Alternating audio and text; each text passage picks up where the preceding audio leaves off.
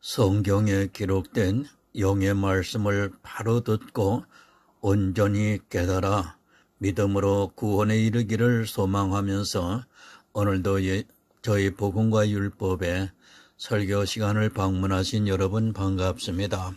이 시간 야고보서 강의 22번째 시간입니다.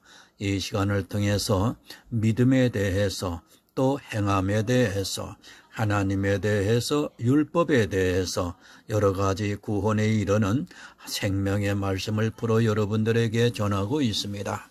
이 시간을 통해서 바로 깨달으시고 온전한 구원을 이루어 가시는 하나님의 지혜로운 아들들이 되시기를 간절히 사모하면서 이 시간도 말씀에 임하겠습니다. 오늘 성경의 본문은 야고보서 2장 12절을 보겠습니다. 신약 373쪽이 됩니다. 너희는 자유의 율법대로 심판받을 자처럼 말도 하고 행하기도 하라. 성도는 율법에 대해서 자유합니다. 이미 예수 그리스도께서 율법의 요구를 완전히 이루시고 우리에게 그것을 거저 주셨습니다. 그것을 성경에서 칭의라고 말씀을 하고 있습니다. 나는 의롭지 않지만 의롭다 인정해 주시는 것입니다. 이제 더 이상 율법에 대해서 말하지 마시기 바랍니다. 야고보서를 통해 율법에 대해서 확실하게 정립을 하시기 바랍니다. 이렇게까지 말씀을 드리는데도 아직도 율법이 살아있다고 한다면 더 이상 무엇을 말하겠습니까? 진노를 받을 사람에게 더 이상 이야기를 해보아야 아무 소용이 없다는 것을 성경이 가르쳐주고 있습니다. 율법에 대해서 자유하지 못하는 것은 예수 그리스도를 믿지 않겠다고 복음에 복종을 하지 않는 행위입니다. 세 번역을 좀 보겠습니다. 여러분은 자유를 주는 율법을 따라 앞으로 심판받을 각오로 말도 그렇게 하고 행동도 그렇게 하십시오. 이렇게 번역이 되어 있습니다. 여러분 정말 자유하시기 바랍니다. 남들이 보면 심판을 받을 사람과 같이 자유하시기 바랍니다. 율법주의자들의 눈으로 보면 복음이 있는 성도는 율법을 버렸기 때문에 심판을 받을 자처럼 보이게 되어 있습니다. 그럴지라도 그들이 보기에는 심판을 받을 것이 분명해 보일지라도 그러한 각오로 율법에 대해서 여러분 자유하시기 바랍니다. 행동도 그렇게 해야 합니다. 율법을 지키라고 하는 말씀이 아니라 자유하려면 율법을 안 지키는 행동을 해야 한다는 말씀입니다. 심판을 받을 각오를 가지고 율법의 잣대로는 분명히 심판을 받을 각오로 내가 율법을 버리고 자유해야 한다는 말씀입니다. 그렇게 할 자신이 있습니까? 아마 이 강해를 보고도 그래 율법에 대해서 자유해야지 하면서 지식으로는 알고 있지만 그것을 교회 안에서 쉽게 행동으로 옮기는 사람은 지극히 적을 것이라 생각합니다. 아마도 거의 못합니다. 이 강해를 보고 감동을 받은 사람들 중에 100명 중에 한 사람이 그렇게 하면 잘하는 것이라고 저는 생각을 합니다. 그렇게 하기에는 교회가 너무 율법에 깊이 빠져 있어서 거기서 저항을 한다는 것이 한 개인의 힘으로는 도저히 불가능하기 때문입니다. 주의를 지킵니다. 그것에 대해서 여러분이 자유할 수 있습니까? 11조에 대해서 여러분이 교회 안에서 자유할 수 있습니까? 이 강해를 보고 듣고 설령 깨달았다 해도 그것을 행동으로 옮기는 것은 쉽지가 않습니다. 율법주의자들에 의해 수없는 정죄의 심판을 받게 될 것입니다. 목사인 저도 복음에 든든히 서 있는 저도 그것을 행하기가 쉽지가 않았습니다. 그런데 하물며 일반 교인들은 이 말씀을 성령의 감동을 해준다 해도 그것을 행동으로 옮기는 것은 정말 어렵다는 것을 알아야 합니다. 그래서 이제 행함이 있는 믿음을 말씀을 하고 있습니다. 얼마나 어렵다는 것을 알고 있기 때문에 야고보서 2장에서 행함이 없는 믿음은 죽은 믿음이라고 말씀을 하고 있습니다. 그 말씀에 대해서는 다시 말씀을 나누기로 하고 지금은 자유하는 율법에 대해서 심판을 받을 각오로 자유하는 행동을 할 수 있느냐는 말씀입니다. 이 문제가 해결이 안 되면 절대로 구원을 받을 수 없습니다. 율법 안 지킬 수 있습니까? 지금 이 말씀은 그것을 우리에게 요구를 하고 있습니다. 율법을 지키라는 말씀이 아니라 자유하는 율법을 가진 자로서 율법을 안 지킬 수 있는 행동을 할 수 있느냐는 말씀입니다. 율법을 버렸다고 하면 율법자들의 눈에는 심판을 받을 자입니다. 율법주의자들은 분명히 여러분에게 율법을 안 지키면 심판을 받을 것이라고 말한다는 말씀입니다. 그 말씀을 듣고도 심판받을 자처럼 율법을 안 지킬 수 있느냐고 말씀을 하고 있습니다. 이 강해서와 이 강해 설교를 보고 듣고 겁이 사람도 있습니다. 차라리 처음부터 안 보았고 안 들었으면 좋았다고 생각하는 사람들도 있을 것이라 생각을 합니다. 맞습니다. 차라리 처음부터 안 보았고 안 들었으면 좋았는데 이제는 성령이 여러분에게 행함이 있는 믿음을 요구를 하고 있습니다. 율법을 버릴 수 있느냐고, 그렇게 행동할 수 있느냐고 묻고 있습니다. 율법 버리시기 바랍니다. 왜 이렇게 묻고 있는가를 여러분이 알고 있어야 합니다. 그것은 생명에 관계가 되어 있는 문제이기 때문입니다. 지켜도 되고 안 지켜도 되는 그것이 하나님을 위하는 일이라고 생각하지 마시기 바랍니다. 성경에 기록이 되어 있다고 해서 내가 지켜야 한다고 주장하지 마시기 바랍니다. 이 율법은 생명을 주기도 하지만 진노를 주기도 한다는 것을 잊지 마시기 바랍니다. 내 육체에서 율법의 한 모양이라도 있다면 그는 분명히 율법을 범한 자가 되고 율법에 의해서 진노를 받게 될 것입니다. 할 수 있습니까? 큰 소리 치지 마시기 바랍니다. 사람의 이성으로는 절대로 못합니다. 제가 그것을 몰라서 이 말씀을 하는 것이 아닙니다. 그러나 우리에게 성령이 오시면 이것을 할 수 있다는 것을 가르쳐 주고 있습니다.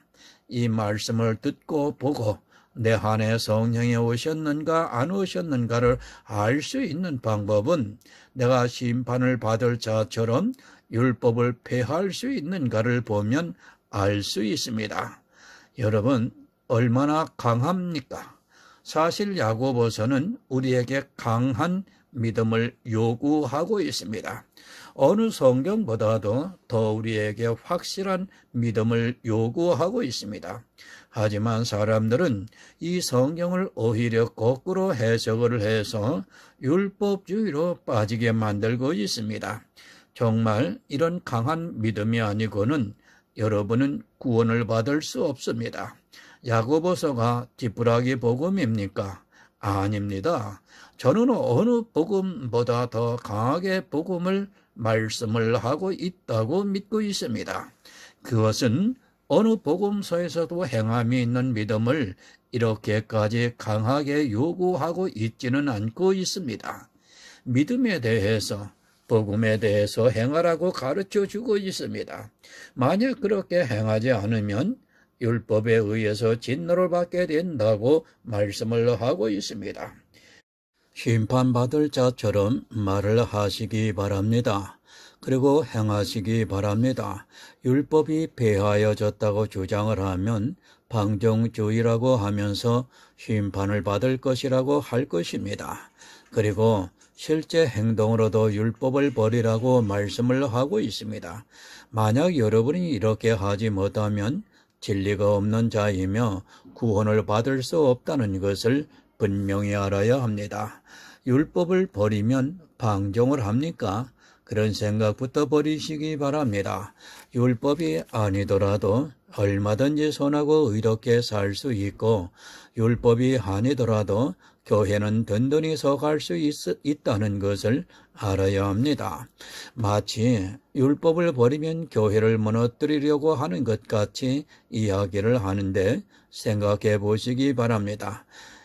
이단일수록 율법주의가 더 강하다는 것을 알아야 합니다. 저는 한 번도 방종을 주장한 적이 없습니다. 오히려 이 세상 사람들보다 더 선하고 의롭게 살아야 한다는 것을 강조를 하고 있습니다. 그러나 그 방법이 율법이 되어서는 안 됩니다. 갈라디아 교회에 가만히 들어온 율법주의자들로 인하여 사도 바울이 얼마나 책망을 하고 있습니까? 가만히 들어왔다는 것은 저가 율법주의인지 복음주의인지 모를 정도로 가르치고 있다는 말씀입니다. 모릅니다. 일반 교인들은 그것을 분별할 수 있는 능력이 없습니다. 오히려 일반 교인들의 눈에는 율법주의자들이 더 좋게 보이고 있어서 그들에게 너무도 쉽게 미혹이 되고 있습니다.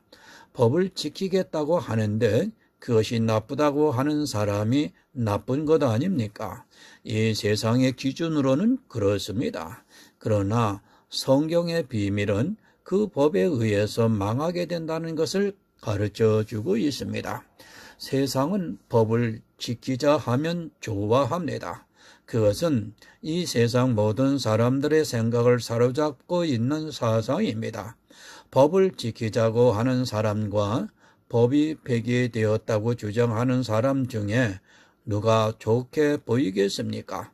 사람의 이성으로는 물어보나 마나 법을 지키자고 하는 사람이 더 옳게 판단이 됩니다. 왜 복음을 받아들이기가 힘이 드는가를 알아야 합니다.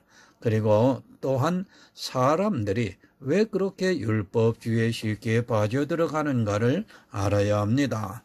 성경은 비밀입니다. 믿음의 비밀을 알아야 이것을 깨닫게 되고 율법주의에서 벗어날 수 있습니다. 모든 이 세상 사람들은 법을 잘 지키는 것을 너무도 좋아하고 있고 사단은 그것을 아주 교묘하게 이용하고 있다는 것을 알아야 합니다. 율법은 폐지되었습니다. 폐지가 안 되었다면 여러분은 모두가 율법을 범한 자가 된다는 것을 야고보서에서 말씀을 하고 있습니다. 온 율법을 다 지키다가 하나에 거치면 모두를 범한 자가 되고 살인한 자를 그냥 살인한 자라고 하지 않고 율법을 범한 자라고 말씀을 하고 있습니다. 내 부모를 공경하지 못했으면 단지 그것으로 끝이 나는 것이 아니라 율법을 모두 범한 자가 된다는 것을 가르쳐주고 있습니다. 진노를 받고 싶으면 마음대로 하시기 바랍니다. 복음이 있는 성도라면 당연히 자유하는 율법을 가지고 있고 그것을 심판받을 자처럼 말을 하고 있고 또 자유하는 율법에 대해서 그대로 행동을 하고 있습니다. 그것은 율법을 지키는 것이 아니라 율법을 버리는 것이라고 성경이 가르쳐주고 있습니다. 믿음은 단호합니다. 어정쩡하게 여기는 한 발 거치고 저기도 한 발 거치지 마시기 바랍니다. 야고보가 우리 성도들에게 율법에 대해서 어떻게 하라고 가르쳐주고 있습니까? 심판받을 자처럼 말을 하고 또 심판받을 자처럼 행동을 하라고 가르쳐주고 있습니다. 사실 이렇게 한다는 것이 쉽지 않습니다. 그것은 이 세상의 이성으로 생각할 때 옳은 것이 아니기 때문입니다. 그러나 그렇게 행하는 것을 행함이 있는 믿음이라고 이제 말씀을 하고 있습니다. 야고보서 2장 13절을 보겠습니다. 국률을 행하지 아니하는 자에게는 국률이 없는 심판이 있으리라. 국률은 심판을 이기고 자랑하느니라. 긍휼, 불쌍히 여기고 돌보아 주는 것을 말하고 있습니다. 법은 절대로 불쌍히 여겨주지를 않습니다. 그가 배가 고파서 빵을 훔쳤더라도 법은 그 대가를 반드시 치러야 합니다. 법이 있는 상태에서는 불쌍히 여긴다는 것은 있을 수 없습니다. 아람의 신문을 보았습니다.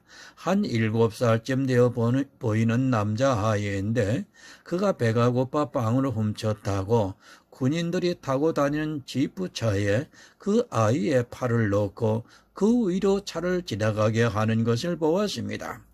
율법이 성행을 하면 반드시 법대로 해야 하기 때문에 그 7살쯤 되어 보이는 아이가 배가 고파 빵을 훔쳤어도 자기들의 법대로 심판을 하고 있습니다. 있을 수 없는 일입니다. 그 신문 사진을 보고 너무도 화가 나서 참을 수 없었습니다. 그러나 법에 매여 있는 사람들에게는 너무도 당연한 일이라는 것을 우리가 알아야 합니다. 내가 교회 안에서 지키고 있는 단 한 가지의 율법이 나를 그렇게 만들고 있다는 것을 분명히 깨달아야 합니다. 자기들이 지키고 있는 법을 그 누구도 어기면 참지 못하는 것이 사람이고 그것이 종교 안으로 들어왔을 때는 더욱 심하게 반응을 하고 있습니다. 율법이 있는 곳에서는 긍휼이 있을 수 없습니다. 법은 반드시 법에 따라 처벌을 하게 되어 있고 그 누구도 예외가 될 수 없다는 것을 알아야 합니다. 그가 어떤 사정이 있는가 하는 것은 전혀 고려되지 않고 오직 법에 의해서 반드시 응징을 하게 되어 있습니다. 내가 지키고 있는 단 한 가지의 법이 또 나를 그렇게 공격을 한다는 것을 잊어서는 안 됩니다. 법과 긍휼은 절대로 공존할 수 없습니다. 긍휼이 있으면 법이 사라지게 되어 있고 법이 있으면 긍휼은 사라지게 되어 있습니다. 이제까지 율법에 대해서 말씀을 한 것은 법을 지키는 것이 아니라 법을 어겼을지라도 그를 불쌍히 여겨주라는 것으로 결론을 내리고 있습니다. 야고보서에서는 어느 한 것도 율법을 강조를 하고 율법을 지키라고 요구를 하고 있지 않습니다. 그렇게 야고보서를 보았다면 그는 진리로 인도함을 받지 못하고 그저 성경을 문자로 보고 있는 사람입니다.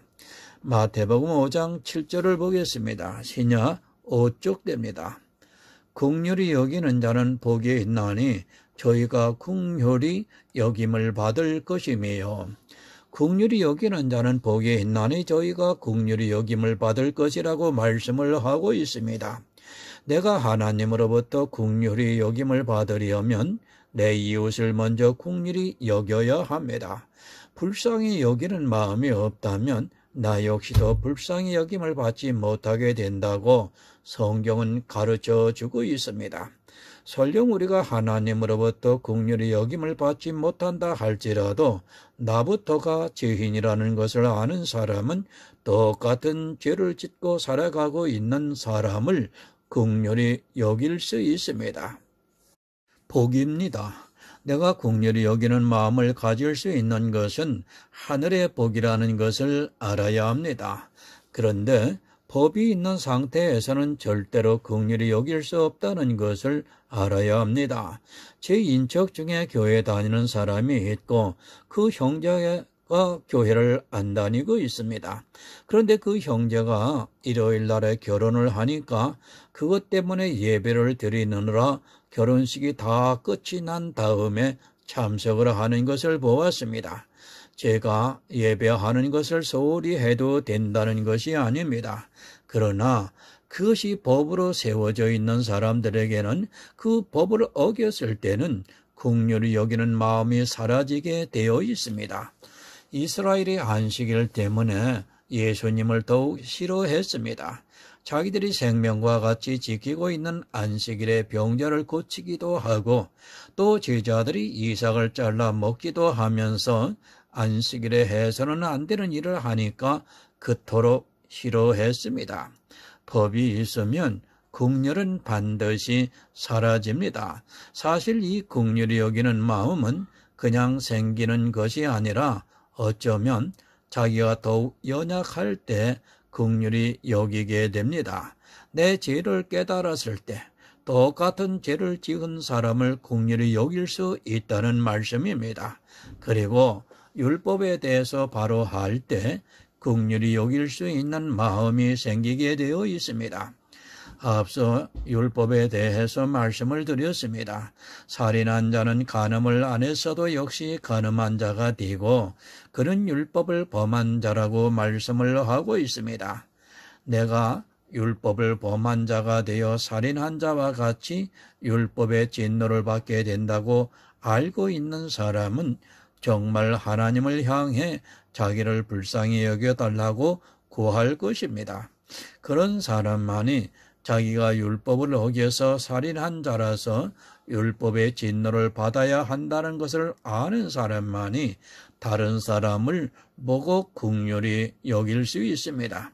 그냥 생기는 것이 아닙니다. 내가 먼저 긍휼히 여김을 받을 수 있는 처지라는 것을 아는 사람만이 또한 이웃을 긍휼히 여길 수 있습니다. 내가 율법을 범한 자라는 것을 아는 성도만이 죄를 짓고 있는 사람을 긍휼히 여길 수 있다는 말씀입니다. 내가 살인을 했습니다. 그래서 진노를 받을 수밖에 없는 처지에 있는 사람만이 또한 그런 사람을 긍휼히 여길 수 있다는 말씀입니다. 영혼을 살인한 자는 그것을 깨달았을 때 육체를 살인한 자를 불쌍히 여길 수 있습니다. 이것을 아는 것이 복입니다. 내가 긍휼히 여김을 받을 수 없다는 것을 아는 것이 복입니다. 그런데 율법을 지키고 있으면 절대로 자기가 지키고 있는 율법으로 인하여 그것을 깨닫지 못하게 되어 있습니다. 그래도 나는 법을 지키고 있고 저 사람은 하의 법을 안 지키고 있으니까 마치 자기는 법을 잘 지키고 있는 자처럼 생각을 하고 있다는 것입니다.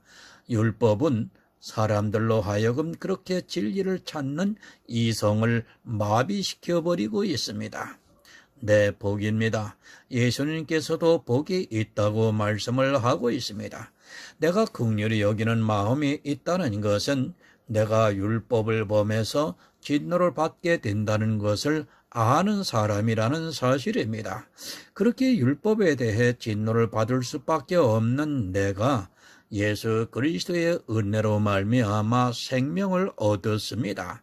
내가 살인한 자로서 다시 생명을 얻었다면 누구를 정죄할 수 있겠습니까? 아무도 못합니다. 이 세상에서 어떤 죄를 지었어도 그를 정말로 불쌍히 여길 수밖에 없다는 말씀입니다. 나 역시도 율법을 범한 살인자인데 내가 누구를 판단할 수 있고 그에게 잘하라고 말할 수 있겠습니까? 내가 불쌍히 여김을 받았다면 또한 그를 불쌍히 여길 수밖에 없습니다. 억지로 불쌍히 여기지 마시기 바랍니다. 성경에서 불쌍히 여기라고 하니까 그저 모양을 내면서 불쌍히 여기려고 하는 것은 아주 악한 일입니다. 정말 내가 누구인가를 알고 나면 불쌍히 여기지 않으려고 해도 어쩔 수 없이 불쌍히 여기게 됩니다. 그렇지 않습니까? 내가 율법을 범한 살인자이고 또한 내가 율법을 범한 간음한 자인데 내가 어떻게 불쌍히 여기지 않을 수 있겠습니까? 내가 불쌍히 여김을 받았습니다. 예수 그리스도의 십자가로 말미암아 하나님으로부터 불쌍히 여김을 받은 죄인이라는 것을 먼저 가슴 절절히 깨달아야 내 이웃을 불쌍히 여길 수 있는 마음이 저절로 생기게 되어 있습니다.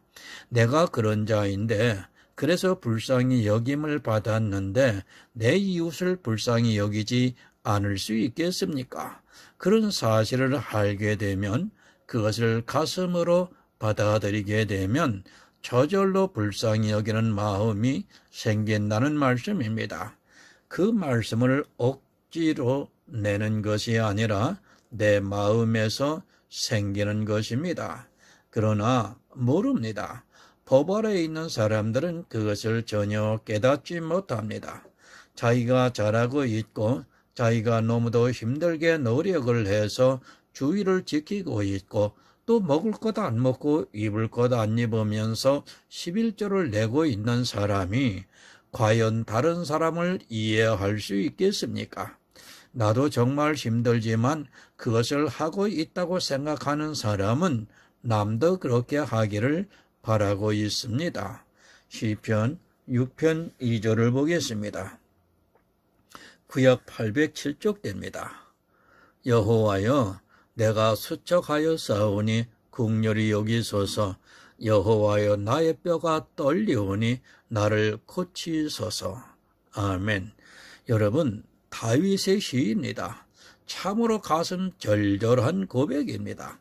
얼마나 자기 자신에 대해서 잘 알고 있으면 내가 수척했다고 고백을 하겠습니까? 다윗이 자기가 율법을 범한 자라는 것을 너무도 잘 알고 있습니다. 왜 이런 고백이 나올 수밖에 없는가를 알아야 합니다. 다윗은 우리아의 아내 밧세바와 간음을 했습니다. 그것도 모자라서 그 아이를 가졌다는 것을 알고 전쟁 중에 있는 우리아를 불러 숨기려 했지만 그것도 안 되니까 우리아를 전쟁에서 죽게 만들었습니다. 그는 정말로 살인을 한 자이고 또 간음한 자입니다. 그를 통해 어떻게 국률이 여김을 받을 수 있는가를 가르쳐 주고 있습니다. 그것은 실제 다윗의 육체의 일이지만 영적으로 우리가 다 살인한 자고 간음한 자라는 것을 가르쳐 주는 말씀입니다. 우리는 실제 다윗과 같이는 안 했습니다. 그러나 우리 역시 율법을 범한 자라는 것을 알아야 합니다. 나 역시도 율법을 범한 자이기 때문에 다윗과 같은 심정으로 하나님께 공로를 구해야 한다는 것을 가르쳐주고 있습니다. 얼마나 자기 자신을 불쌍히 보고 있으면 내 뼈가 떨린다고 말을 하겠습니까? 다윗의 그림자를 보고 우리는 실제 그렇게 하지는 않았을지라도 우리 역시 다윗과 같이 간음을 한 자요 살인을 한 자로서 율법을 범한 자라는 고백이 있어야 합니다. 이것이 가슴으로 와 닿는 성도만이 긍휼히 여김을 받을 수 있습니다. 정말 이런 고백을 하고 있습니까? 그냥 성경을 보지 마시고 왜 다윗이 이렇게 고백을 했고 또 그것이 나와 무슨 상관이 있는가를 알아야 다윗의 이 고백이 내 고백이 될 수 있다는 말씀입니다. 내가 법을 어겨서 율법에 의해 진노를 받을 수밖에 없다는 것을 아는 성도만이 할 수 있는 고백입니다.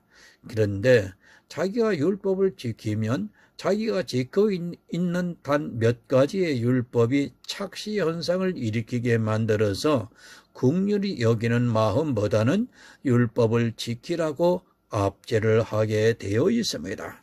시편 25편 16절을 보겠습니다.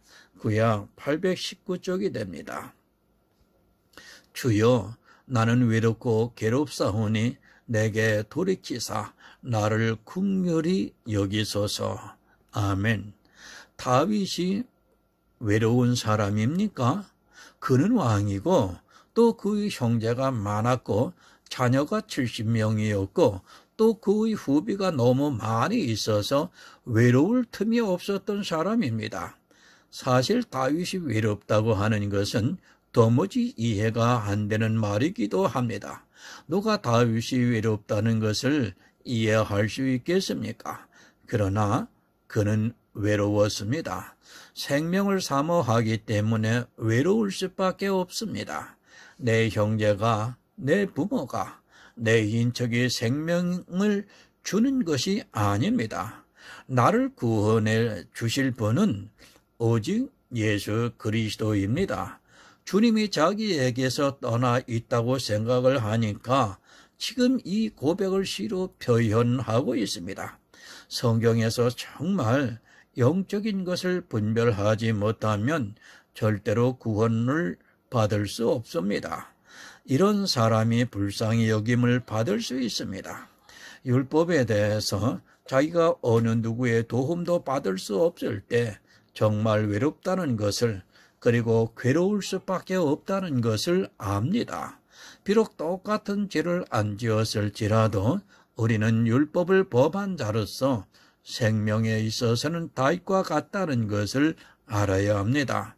왜 하나님께서 다윗에게 인간으로서는 지어서는 안 되는 죄를 짓게 만들었는가를 우리가 깨달아야 합니다. 나 역시도 다르지 않습니다.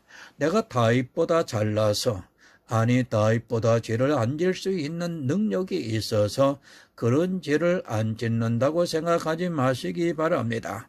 사단이 그냥 건들지 않아서 그렇지, 사단이 만약에 나를 건들기 시작을 하면 다윗이 아니라 그보다 더한 죄도 지을 수밖에 없는 것이 나라는 존재를 여러분 알아야 합니다. 그런데 율법 몇 가지 지키고 있다 보면 자기는 할 수 있는 것으로 자기 자신에 대해서 오해를 하게 됩니다. 시편 31편 9절을 보겠습니다. 구약 823쪽입니다. 여호와여, 내 고통을 인하여 나를 긍휼히 여기소서. 내가 근심으로 눈과 혼과 몸이 쇠하였나이다. 아멘. 다윗은 시편을 통해 긍휼을 구하고 있습니다. 그가 인생으로서 할 수 있는 모든 언어를 사용하면서 긍휼을 구하고 있는 것을 볼 수 있습니다. 다윗은 자기가 율법을 범한 자로서 진노를 받을 수밖에 없는 인생이라는 것을 너무도 절절히 알고 있기 때문에 내가 근심으로 눈과 혼과 몸이 쇠하였다고 고백을 하고 있습니다. 왜 이런 고백을 합니까? 영의 생명을 구하기 위해서입니다. 성경은 모든 말씀이 다 우리 안에 탄생이 되는 생명의 초점이 맞추어져 있습니다. 그러나 사람들은 성경을 보고도 생명에 대해서 생각하지 않습니다. 아니, 자기가 생명을 얻었다고 착각을 하면서 살아가고 있습니다. 여러분, 영의 일입니다. 늘 말씀을 드리지만 성경은 영의 일입니다. 내 육체가 긍휼히 여김을 받기 위해서 이 시를 기록한 것이 아니라 이성이 없는 짐승과 같이 죽어야 하는 나를 예수 그리스도의 은혜로 긍휼히 여김을 받아 생명을 얻기 위해서입니다. 하나님께서는 이 시대도 이렇게 생명을 주시고자 하는 마음을 감동해 주면서 주님께 긍휼히 여김을 받게 역사를 하고 있습니다. 긍휼히 여기는 자는 복이 있습니다. 긍휼을 행하지 아니하는 자에게는 긍휼이 없는 심판이 있다고 분명히 말씀을 하고 있습니다. 내가 내 이웃을 긍휼히 여기지 않는다면 나 역시도 하나님으로부터 긍휼히 여김을 받지 못하고 심판을 받게 된다는 말씀입니다. 만약 긍휼히 여김을 받지 못하고 심판을 받게 된다면 그것은 재앙입니다. 마태복음 18장 23절에서 24절을 보겠습니다. 신약 31쪽이 됩니다. 이러므로 천국은 그 종들과 회개하려 하던 어떤 임금과 같으니 회개할 때에 일반 달란트 빚진 자 하나를 데려오매. 우리는 1만 달란트를 빚진 자입니다. 이 달란트는 생명입니다. 도무지 생명을 얻을 수 없는 그런 빚진 자라고 말씀을 하고 있습니다.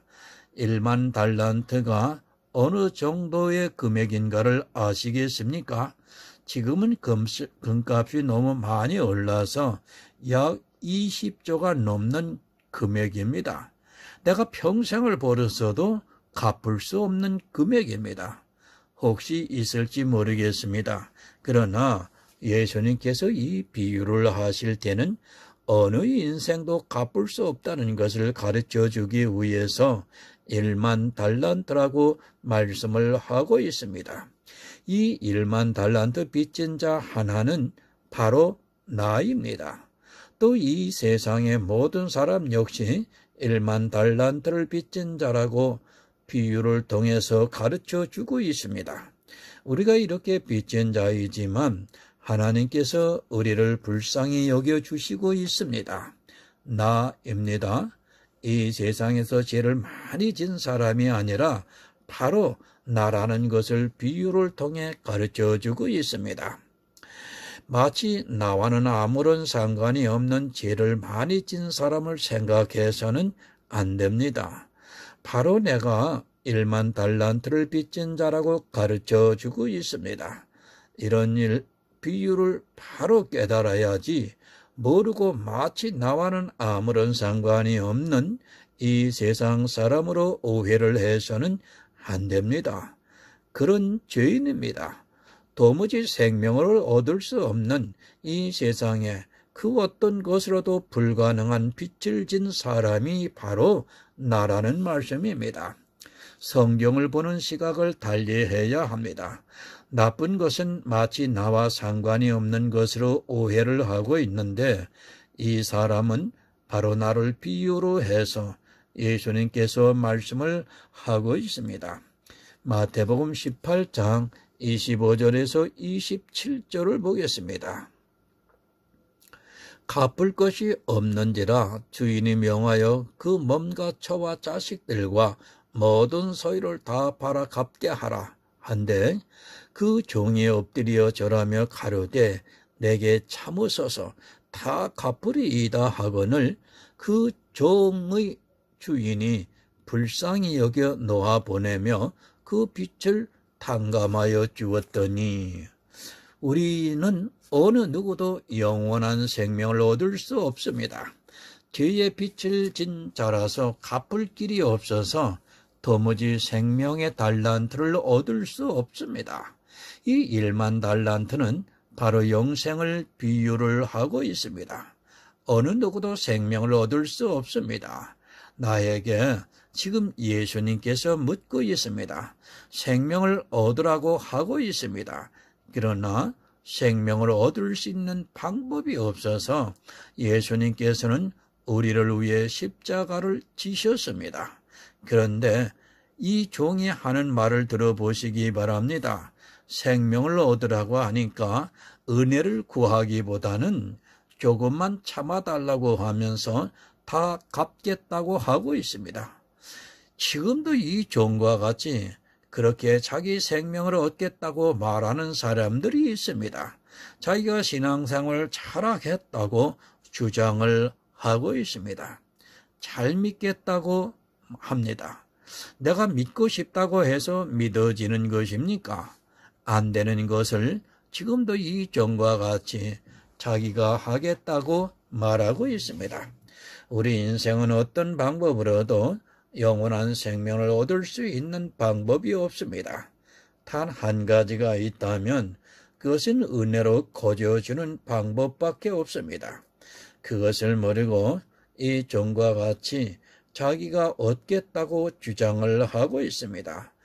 은혜로 받으려 하지 않고 자기가 잘해서 천국에 가겠다고 말하고 있습니다. 하나님은 모든 인생을 불쌍히 여겨 주셨습니다. 불쌍히 여겨 주셨기 때문에 그들이 구하든 구하지 않든지 예수 그리스도를 보내주셔서 십자가를 지시게 하셨습니다. 그러므로 말미암아 이 세상의 모든 사람들에게 생명을 얻을 수 있는 기회가 제공이 되었습니다.